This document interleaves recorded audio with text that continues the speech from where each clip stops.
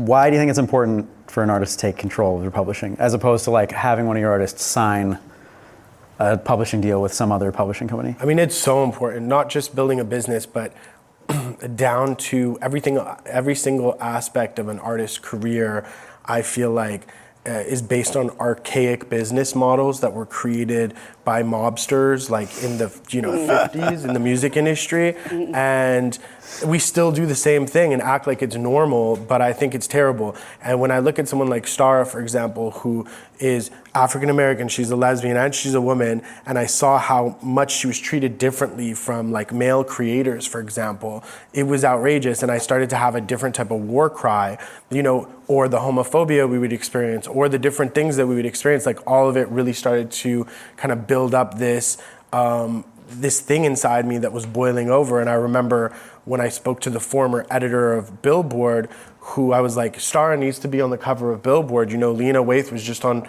cover of, Vanity Fair. It was a really big deal. They kind of shrugged me off. Then the new president of Billboard, Hannah, who's this incredible woman, came in. I told her the same story and she totally agreed and she went for it. The same thing goes for building a publishing company or a label for Starrah. I'd been asking label executives for years.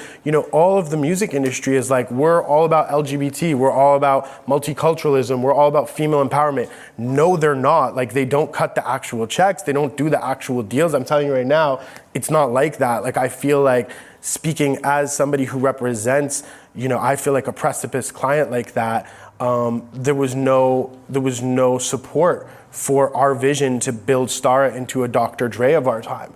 Because when I look at, label owners, I don't see anybody who looks like her owning a label, being a Jimmy Iovine or a Dr. Dre, and it's really disturbing for a young girl to grow up in Brooklyn or something and think maybe she has to sexualize herself to be in the hip hop industry.